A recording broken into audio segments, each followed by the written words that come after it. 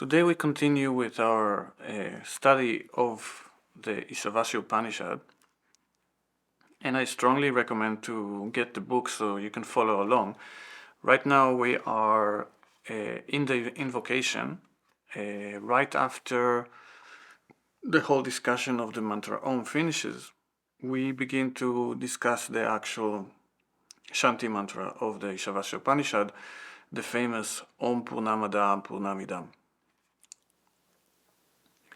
And it's the funny thing is about this is that we begin the book, we begin the scripture, we begin this course, and we immediately go to the most elevated subject, the most sublime, the most profound idea of the entire thing. It's like as if we were, I don't know, learning, let's say, physics, and the first lesson we start with, some advanced quantum mechanics topic. So in a way, we begin right at the very top. Now, so to understand this idea that's conveyed in the Shanti mantra, we need to understand a lot of things. And the explanation that Prabhuji gives, he begins with giving a few scriptural references from the Taittiriya Upanishad, from the Gita, from the Aranyaka Upanishad. And we will, in this lesson, we will skip those. We will get back to them on a different lesson, because I want first to understand the idea behind the first line of this mantra, just using common sense, like pure logic, that's something that is accessible to everyone. The first line reads, Om Purnam Adaha Purnam Idam. And the words here are, first of all, Purnam. Purnam means complete, the whole, totality. It's also sometimes translated as infinite or fullness. So, what infinite, because an infinite thing is everything, is complete. It contains everything. That's why also the meaning whole goes along with infinite, and of course the meaning complete. Now, what's really important to understand here is that we don't have a direct translation of the word Purnam. I think the most literal translation means fullness, but the completeness or the whole is the best we can come, like the best thing we can come to understand the idea behind what the mantra is saying. The other two words in the sentence are idam, which means this, and adaha, which means that. So if we take like a very literal translation of the mantra, it will be saying that is the whole, this is the whole. Or that is the completeness, the complete, the fullness, the infinite. This is the infinite or complete. So what does it mean? Like we have two words that mean in common speech almost the same, this and that. But usually when we say this and that in one sentence, we try to divide between two things. And that's exactly the idea here. There's a differentiation between two directions. This and that. And what does it mean? Well, and Prabhuji writes explaining what the words idam and adaha means. We use the word that to refer to that which is distant, far away, or beyond our immediate reach. Whereas the near and the adjunct, we use the word the term this. Idam refers to what we commonly considered physical, material, objectifiable, or what can be observed and perceptible, and is perceptible. Adaha refers to the unknowable or unmanifested, while idam designate the immediately perceptible, our empirical or manifested reality. Adaha means that, referring to that which is distant, remote, or inaccessible to our immediate perception. What Prabhuji explains here, that we have idam, which are things that are in a way nearer to us, or more in reach, meaning like I have a book, I say this is a book. It's something that is near to me, something that is an object. I can perceive it easily and I can see it. I say this. This is the meaning in this context of idam. Of course, one can say that is a book also, but in a way, what the verse is trying to say is that this means objects and means objects that are easily perceptible, while that is something a bit more distant, something that I don't have direct access to. So to understand the idea between the idam and adaha, this and that, without going into the more philosophical terminology and explanation, and just trying to understand this with like common sense.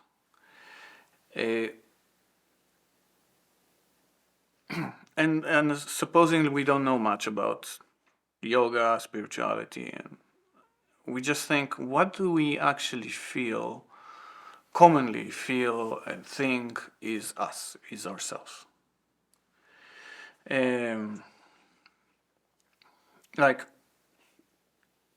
of course, there is the when somebody asks us who you are, we answer with our name. I am such and such. I live here. I do this. I work in that. But none of us actually think, okay, if we are thinking a little bit more profoundly, we know that we're not just a name and a profession that's simplistic. Usually the way we think of ourselves is some kind of entity, a psychological entity that is like our personality, something that's more us, and and then we get to some spiritual practice like meditation or yoga, and we get to the practice of meditation, and the practice of meditation is very essential here. And I don't know if you ever practice, but usually when people practice meditation or what's sometimes called mindfulness, we get instructions like observe your body, observe your breath. Usually we start with the breathing, because the breathing is something very easy to focus on.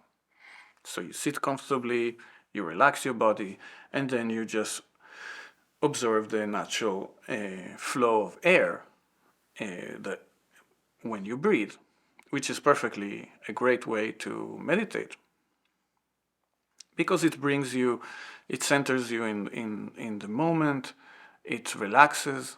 You can immediately feel that the moment you become more aware of your breathing, the body naturally relaxes, and when the body naturally relaxes, the mind is also more relaxed.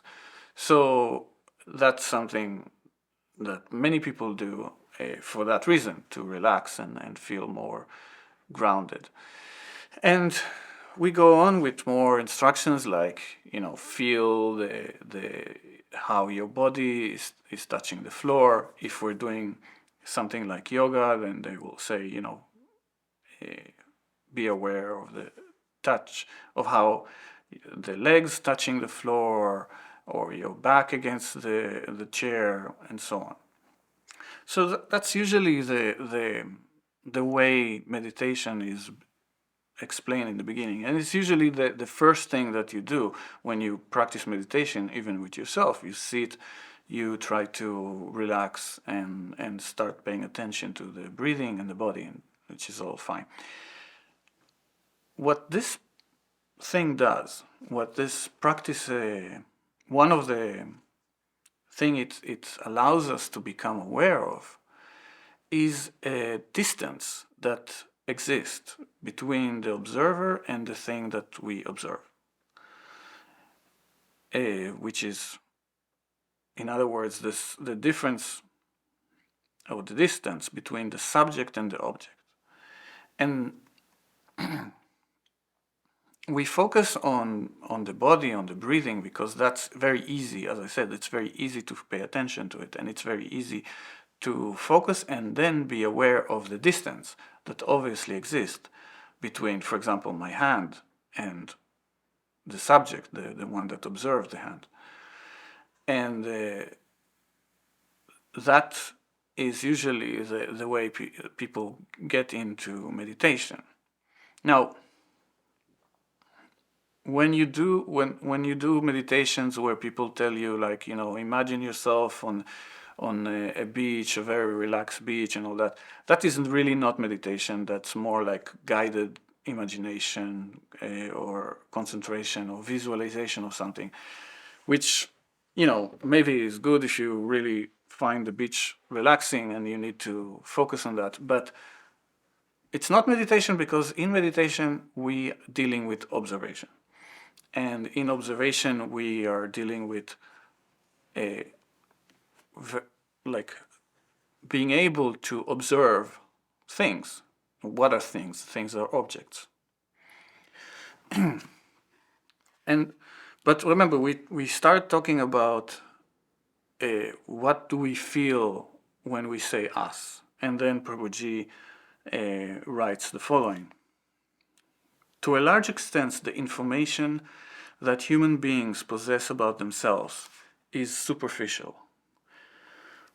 In general, they know their name, nationality, profession, marital status. If someone possesses a little deeper self-knowledge, it will be something psychological at the most. Human beings live in ignorance about their reality. It is this ignorance that we refer to when we speak of the cognitive distance between what we believe ourselves to be and what we really are. Removing this distance means awakening to our authentic identity as unlimited Brahman. Now, I said we won't have like philosophical terms, but we have already heard Brahman, and for now we'll just treat it as discovering who we really are, discovering the truth about what we are, because as Prabhuji says, is that all these things that we think we are is not what we are. And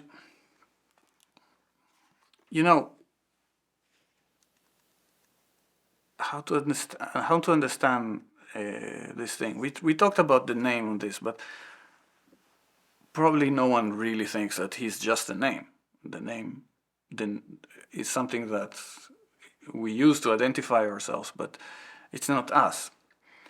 And it reminds me, when I was a kid, I used to have this kind of imagination, imagine that inside my head there was a little control room, like the kinds you have in airports where they control everything. And there's a lot of screens and buttons and dials and levers and all that stuff. And inside there's a little man who is the real me. And that little man can control everything. It can control the movements of the body. It can control the speech, everything. It's like I am really like a big robot which is controlled from that tiny center. Now, obviously today we know that this kind of imagination is very childish and it's not true.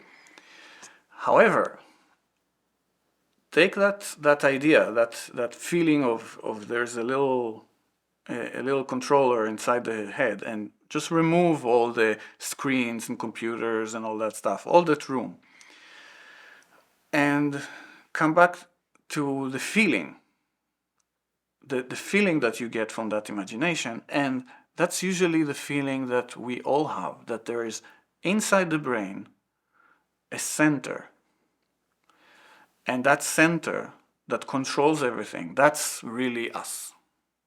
And that center is a psychological entity. And why psychological? Because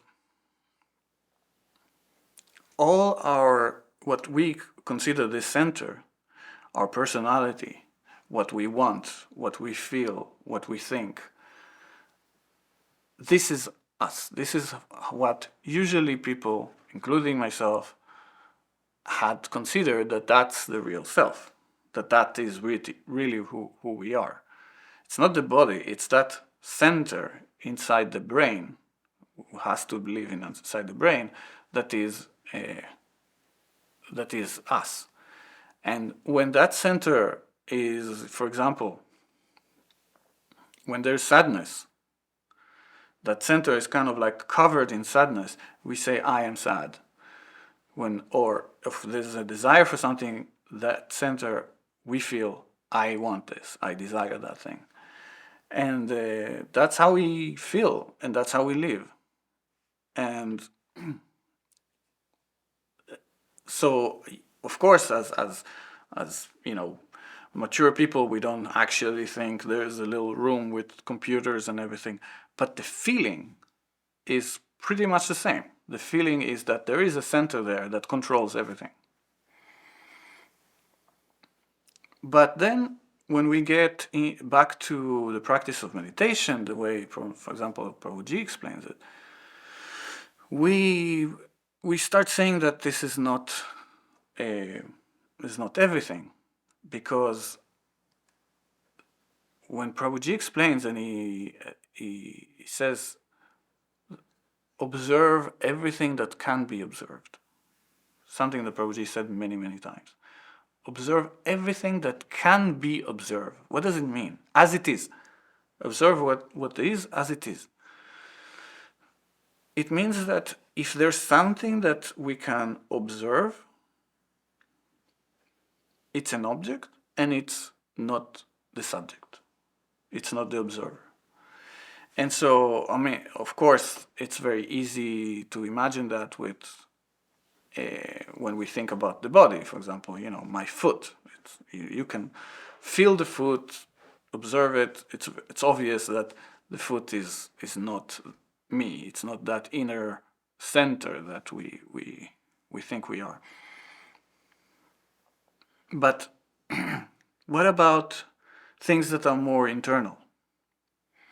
And then we start learning that even things that we consider to be part of that center are things that can be observed, like thoughts, like feelings, like emotions, even very deep emotions, feelings.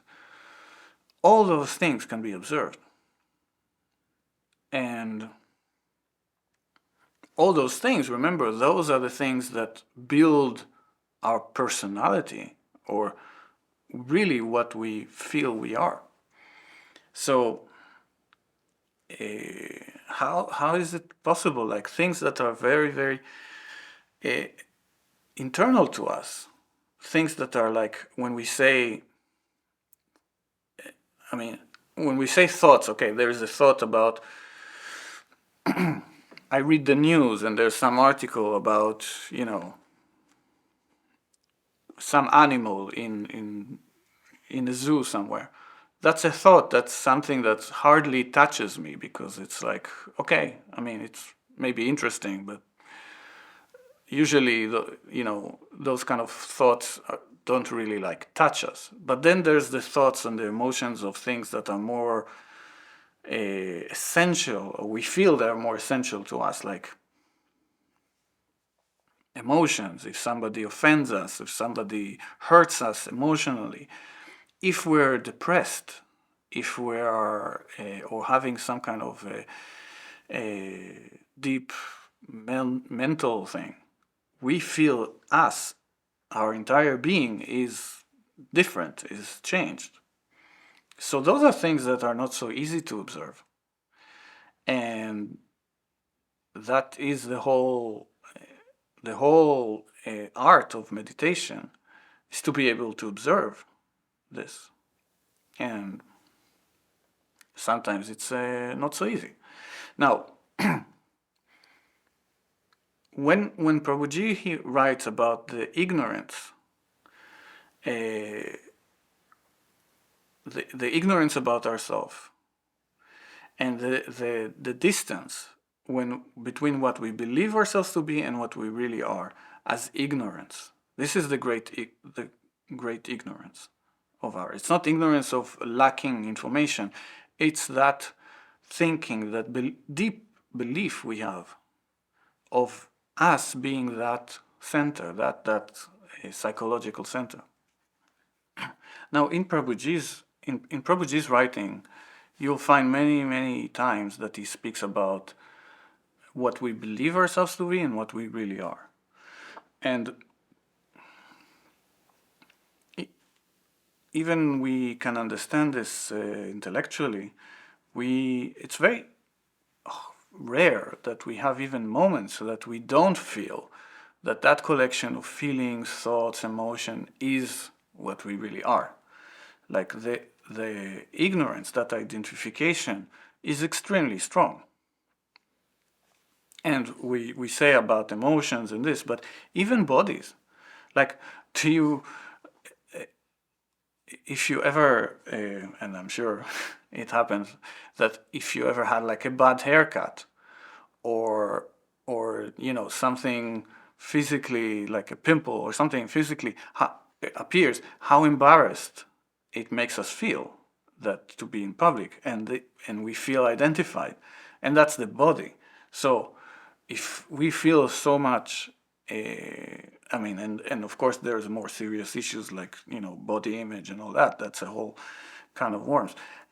If we feel like about the body, which we, as I said, with the practice of meditation, we start with the body, then of course with more internal psychological things, it's even bigger. Even the fact that we call these things internal, like psychological, internal to what? Internal meaning to the body, because there's not something that is out there physically that you can see, other people can see. It's inside your head. But that's internal only in relation to the body. It's not really internal, because if it is an object, then everything, all these things are external, actually, external to the subject. And previously, Prabhuji said that eliminating that distance between what we think we are and what we really are is getting to know our authentic identity.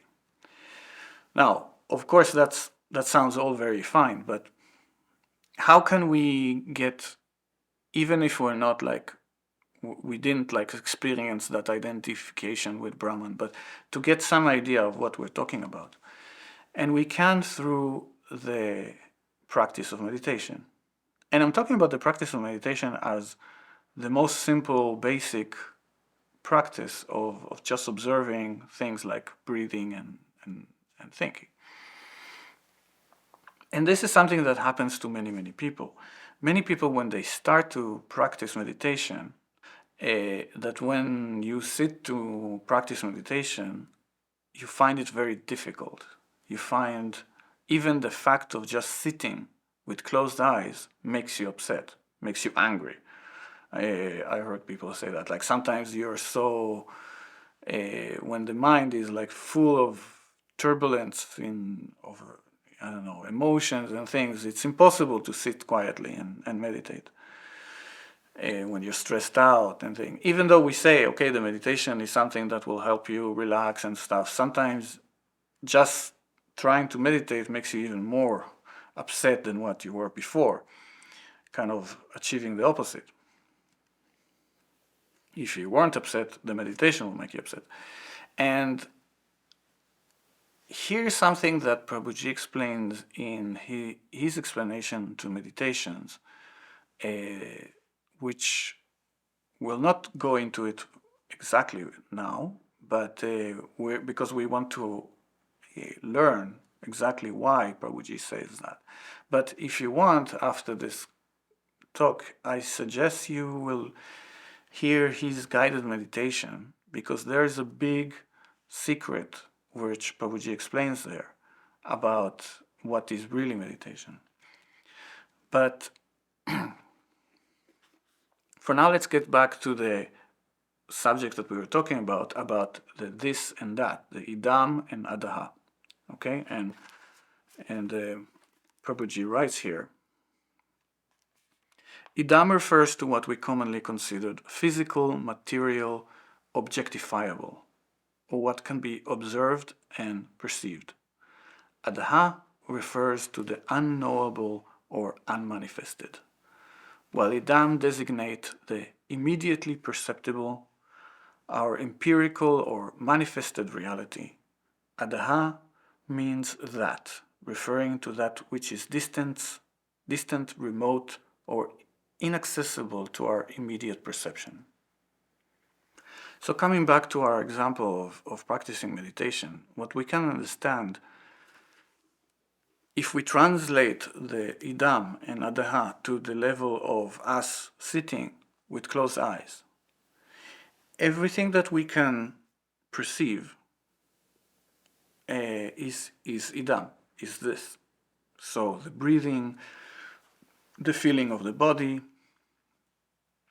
in a more, let's say, internal advance, the thoughts, the feelings, all this is idam, all this is this. It's objects. This is the objective reality that you're talking about. The subject, the observer to all these things, that is the adaha. That is the that. So these are the two directions that we were talking about. One is the direction toward the objective world, which is basically means from the subject forward, everything that is possible to observe. So of course, things that are very, very far away, like I see there a tree, I see there a plane in the sky, obviously those are objects. A book is an object.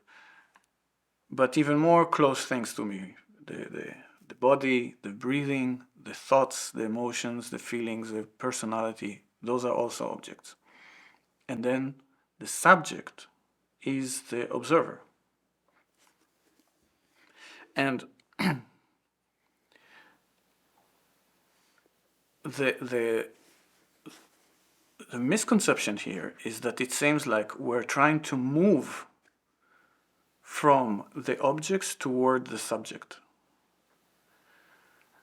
And that's something that if you try to meditate, you will see that you're trying inwardly to do this kind of movement inside, as if you're trying to find something.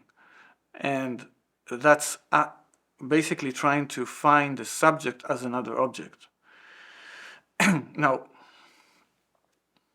the problem is that then when you try to focus on an object, another object can disturb us.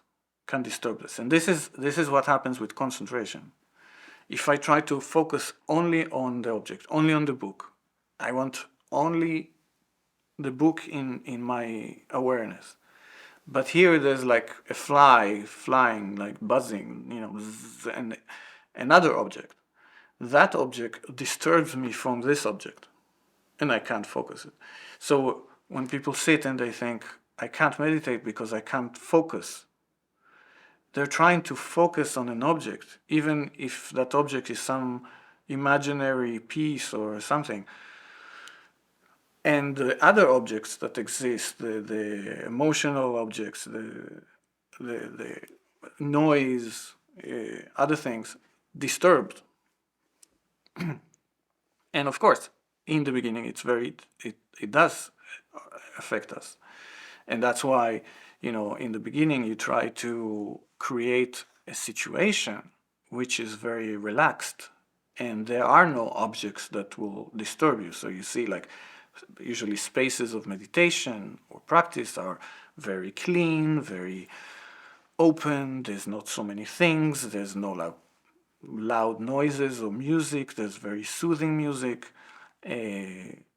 All those things help you because they help having not too many external objects that disturb the concentration.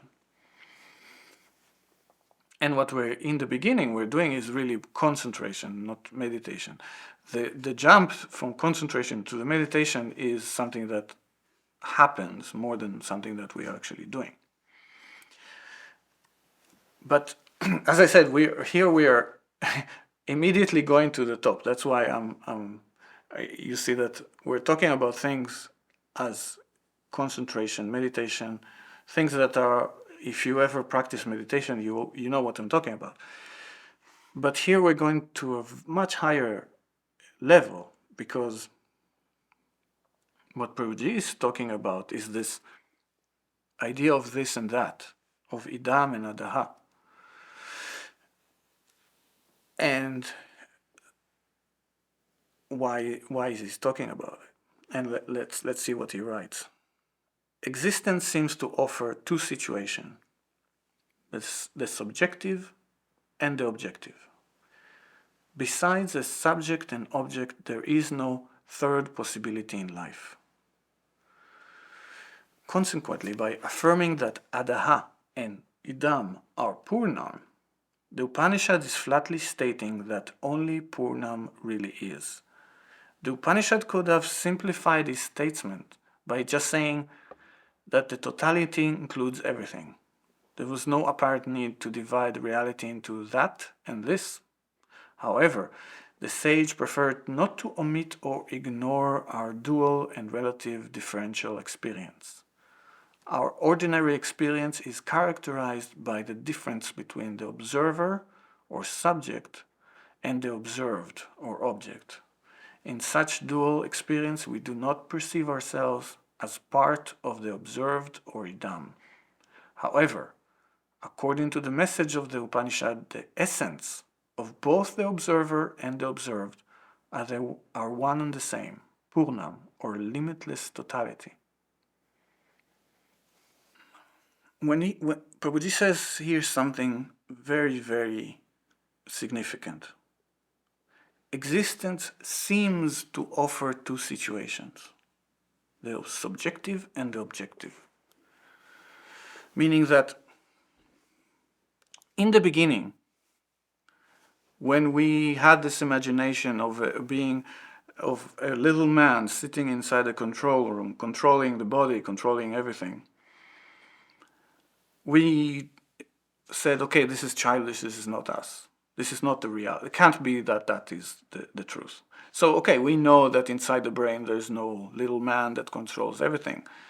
But we still had the feeling of a center or a psychological entity that is there. It's really us. I believe, I decide like this, I decide like that.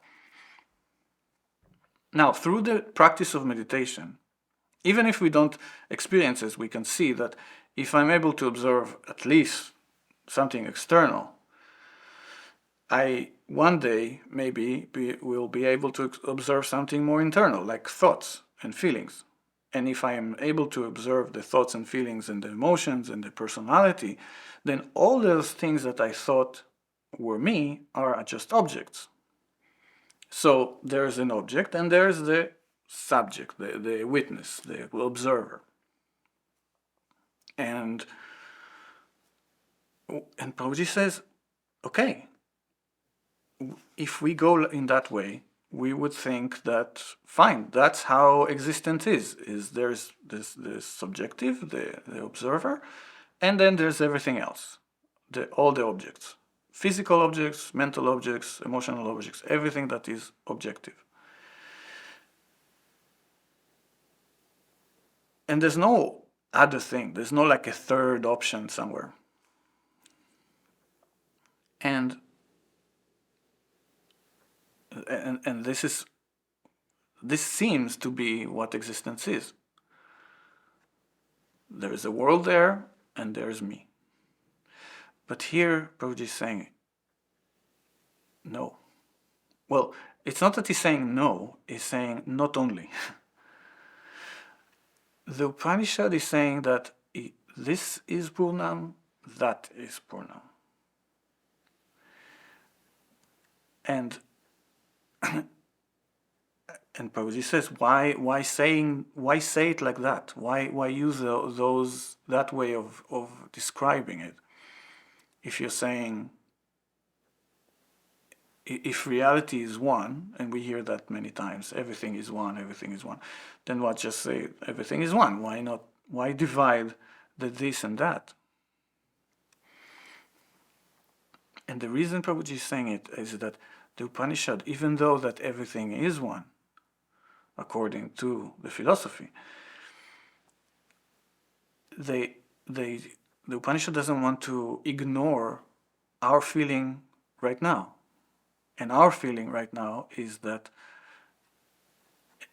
there is a subject.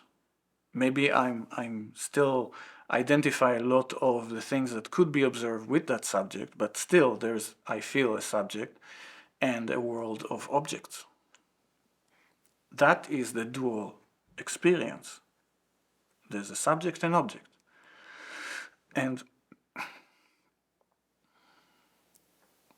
But by saying it in that way, by dividing it into two parts, idam and adha, om purnam idam, purnam adaha, is saying that both the observer and both the observed are in essence one thing.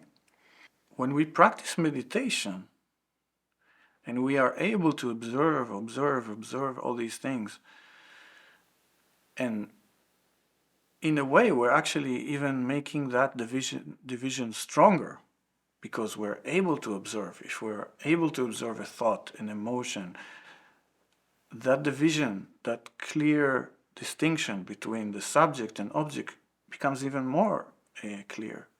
So how that becomes one thing, one Purnam. And Prabhuji explains that, and we will see in the next lectures. In the next lectures, we will go into the verses he explains, into a little bit more philosophy to understand better this idea. Thank you very much. Jai Prabhuji.